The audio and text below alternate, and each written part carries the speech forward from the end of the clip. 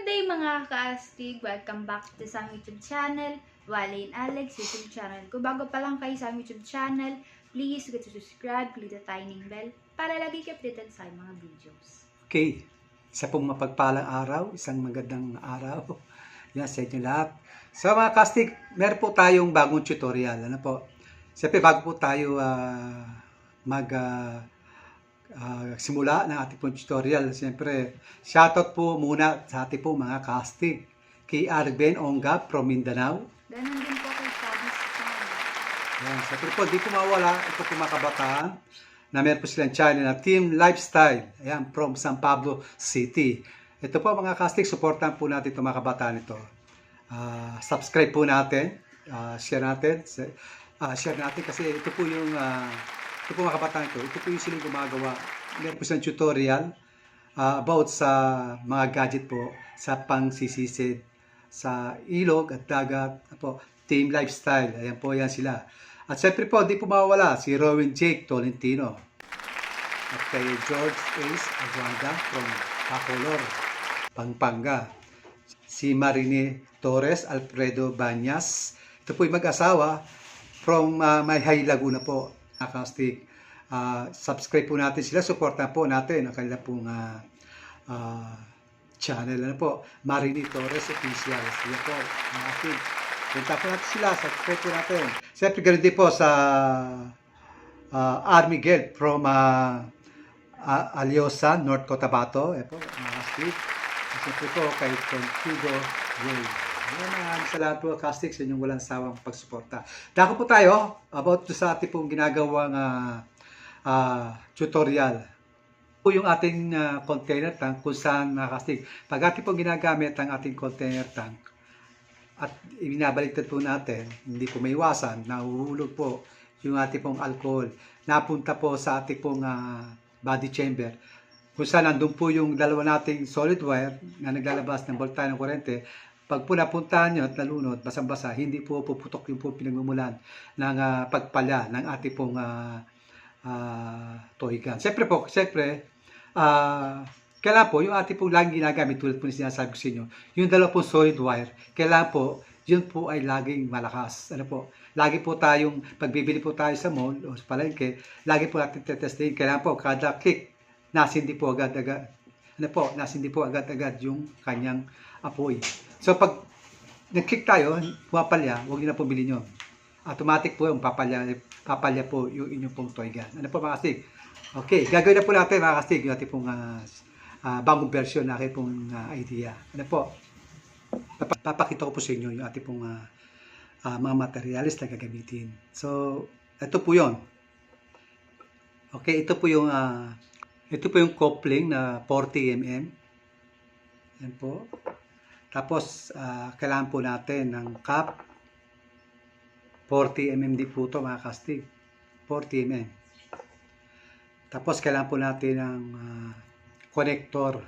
Na po, ito po yung 40 mm po ito na tubo. So, pinutulan po natin kasi mas maganda po ito. Kasi kailangan po talaga, hindi lang po basta duktong lang o kalahati. Kailangan po sagaran yung ating pong paglalagay para maiwasan po yung pagsingaw, para maging pulido po yung ating pong ginagawa. Ano po mga kastig? Kaya ganyan po sukat yan. Kasi dati po ginagamit ko yung kalakalati lang nito. May duktong lang, okay na. Pero pwede rin po yan. Basta maganda lang po yung pagkakalagay ng ating pong marine epoxy. Ano po, yung sa duktungan, sa loob. Ano po. So, ang ginagawa ko naman, sinasagat ko na, hindi ko na po tinitipid. Kasi mas maganda po na, mas pulido po yung ating pong gawa. Ano po. Tapos, kailangan po natin ng PVC ball valve na 1/2. Okay. Tapos, kailangan din po natin ng female adapter na 20 mm. Tapos, 32 by 20. Ayan po. Reducer. At female tip po 20 mm.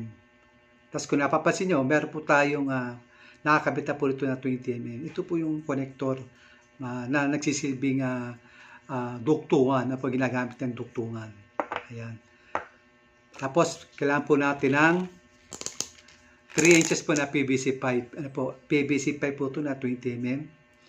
Ito po yung ginagamit natin para doon sa loob po ng ating container tank para hindi po siya tumapon yung ating pong alcohol.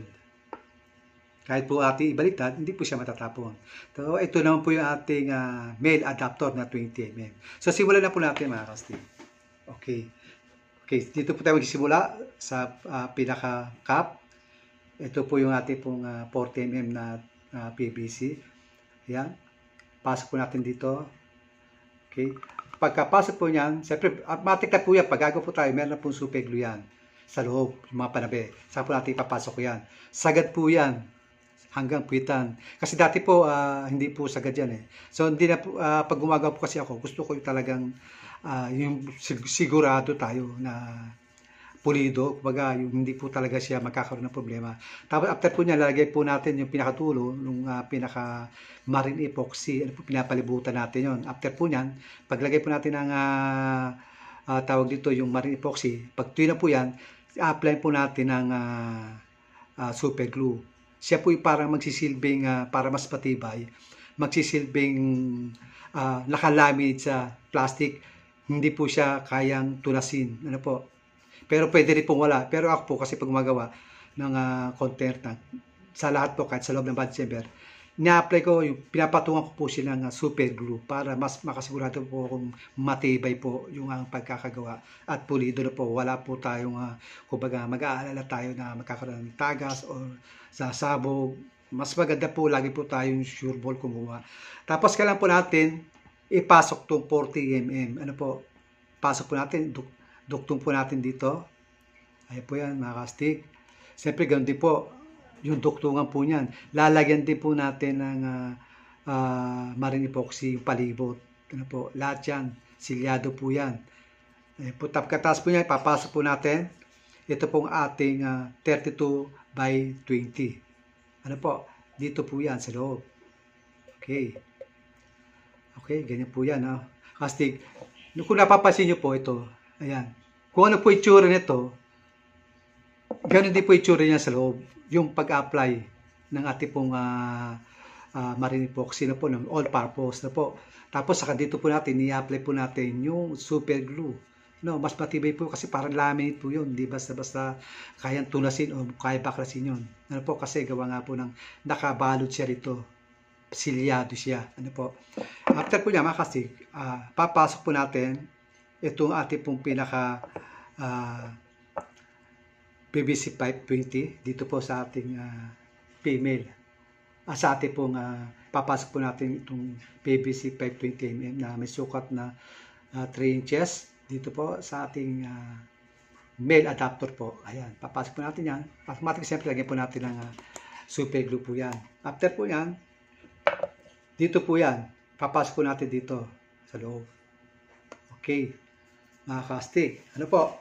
So, automatic po yan, mga kastig. Pag nilagyan po natin ng ganito yan, ito papakita ko sa inyo. Yung pong alcohol, kasi kung maglagay po ako ng alcohol, konti lang. Ano po? Konti lang nilalagay natin. Hindi po kailangan marami. Ano po? Konti lang po yung lagay natin. Hindi po siya sasaya dito, nasa ibabaw lang po yan. So, mangyari po niya, mga kastig, kahit po natin nakataob po yan, ganyan, hindi po mahuhulog o matatapon yung ating alcohol papunta po sa body chamber. Safety po siya. Hindi po siya magkakaroon ng tapon dito ng alcohol. Ano po? Kasi nandito lang po siya sa palibot. Dahil kaunti lang po yung ating nilalagay na alcohol. Malalim po yan. Kung titingnan nyo lang, para kala nyo, pero malalim po yan. Kahit medyo maparami, dito lang po yan. Nandito sa mga panabe, yung alcohol. Ano po? Hindi po siya tatapon papunta rito. So, safety po yan.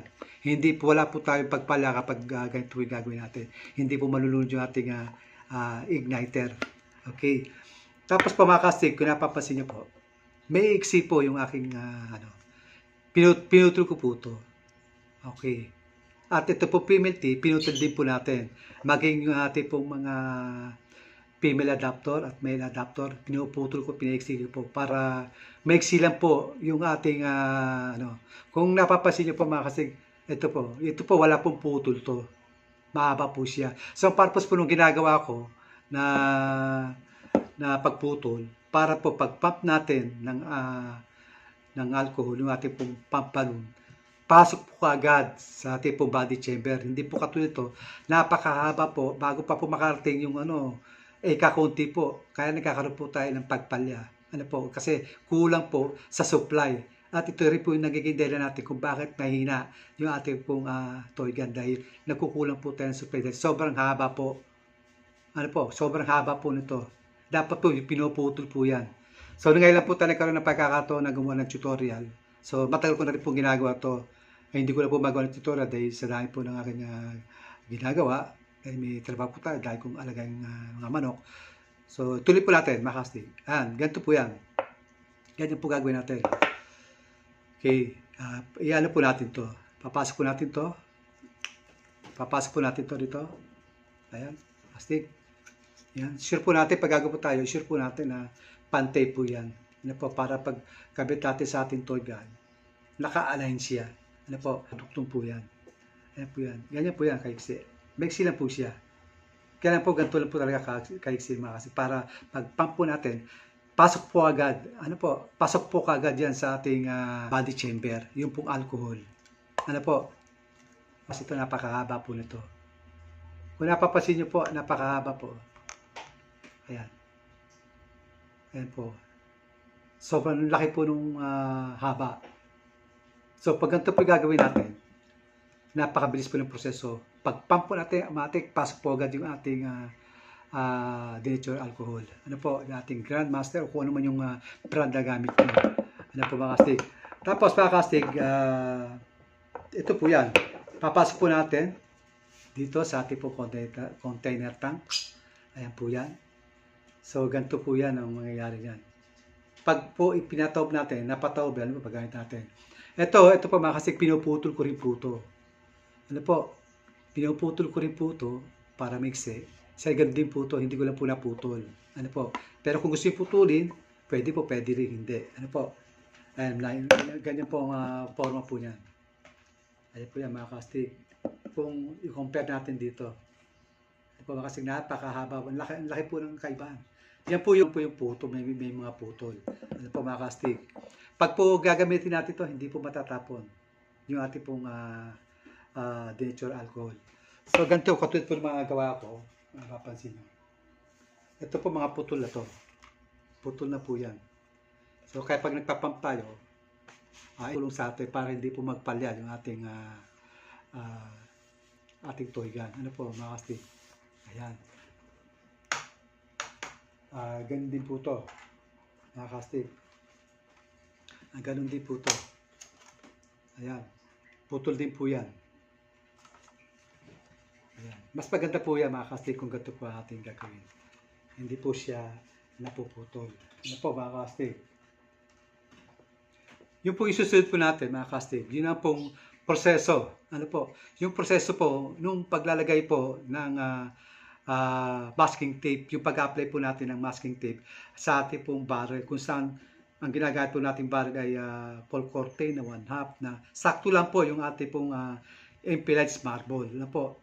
Kasi napakahalaga po ng ating pong ng ginagampanan ng 1/2 na full cortain sa ating toy gun.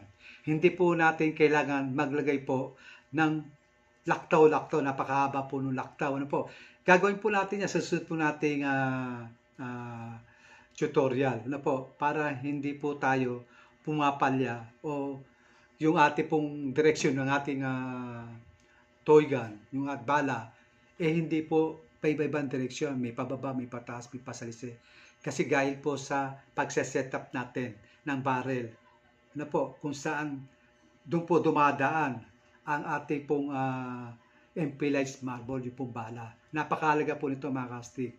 So kasi marami po nagchat-chat sa akin, nag-PPM. Kastig, ba't yung aking maganda naman, okay naman, pagkagawa ko, pero pumapalya yung aking kumbaga, hindi po siya tumatama sa target, kahit malaki yung target, hindi siya tumatama.